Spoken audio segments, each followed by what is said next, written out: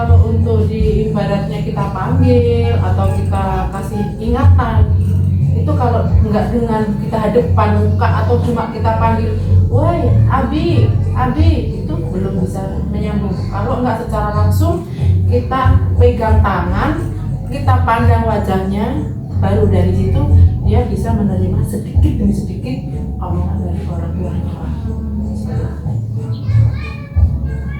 Perilaku lainnya biasanya seperti apa? Perilaku sehari-hari yang dia terjadi, misal nih kalau mau makan, dia tahu tempat makan itu di situ. Nah, dari untuk ngambil tempat makan, misal nih dia mau ngambil mangkok, dia ngambil mangkok ya. Kalau dia mau ngambil mangkok, tahu dia di tempat makanan itu dia ambil. Cuman untuk berbicara mau minta minum atau minta telur goreng, intinya misalnya nih dia mau minta telur goreng, udah dia ngambil telur itu ditunjukin. Nah, berarti kita sebagai orang tua udah paham bahwa anak saya itu mau minta telur goreng, perilaku. Nah, untuk misal nih untuk ganti baju, dia untuk ganti baju sehari-hari, misalnya memakai baju, dia tahu kalau saya itu pengen baju itu. Nah, pengen baju itu, kalau dia pengen baju itu ya udah dia pegang baju itu, walaupun mau diganti baju model apa, dia tetap nggak mau karena bukan permauan dia seperti itu. Ya itu deh. Selanjutnya untuk pertanyaan keduanya itu, Bu, jelaskan dampak utama yang biasanya adik ini kayak ketika belajar atau aktivitas di kelas serta bagaimana relasinya. Nah, sekarang gini, ketika dia belajar di kelas, seandainya ini kita untuk mewarnai ya, kita dikasih warna. Nah, warna itu ada 3. Terus dia saat itu harus duduk. Kalau dia gurunya bilang duduk, nah duduk itu dia kalau nggak didudukin sama tangan dipegang, namanya anak hiperaktif ya, jadi semaunya dia. Terus dia dipanggil warna merah itu letaknya di mana? Warna merah, tunjukin warna merah dengan secara naluri dia secara berlahan-lahan. Warna merah, bukan warna itu merah, warna merah mana? Jadi kita memberikan pembelajaran itu ya agak keras deh, karena ya itu nggak seberapa dengar secara berlahan-lahan pasti dia peka, tapi dengan secara berlahan-lahan, nggak bisa langsung instan. Kalau anak saya secara pemberiannya seperti itu. Nah, misal nih kita memberikan warna ya, warna itu kayak kita didiriin kayak monas itu, kita masukin. Nah, dengan timbul dia rasa kesel, dia mungkin rasa untuk masukin itu kesel, kadang kalau pas nggak pas buatnya buang. Gampang bosan. Pokoknya kalau untuk bermain, kamu duduk bermain situ nggak bisa. Pokoknya dia tuh jalan terus semau dia, nggak bisa pintu kebuka segala macam nggak bisa. Kalau relasi sosial terhadap teman sebayanya atau lingkungan sekitarnya? Kalau untuk relasi nggak bisa terkecuali dengan orang tua.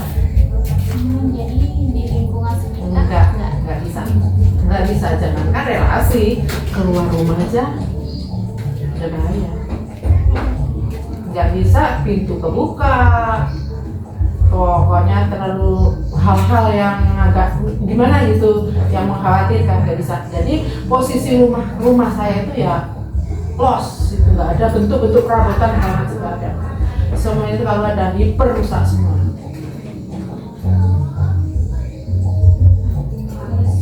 Pertanyaan ketiganya itu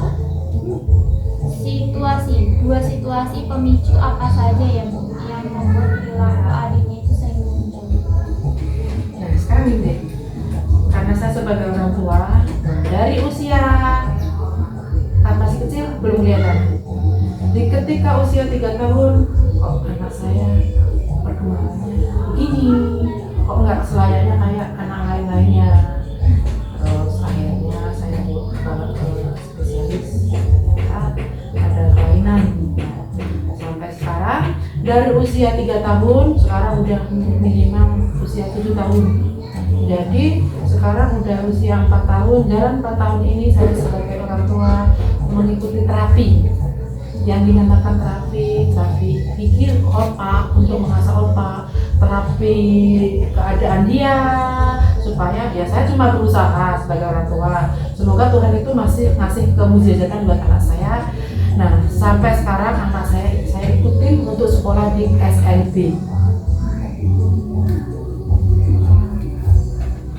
Berarti situasi pemicunya biasanya apa, Bu, yang sering muncul?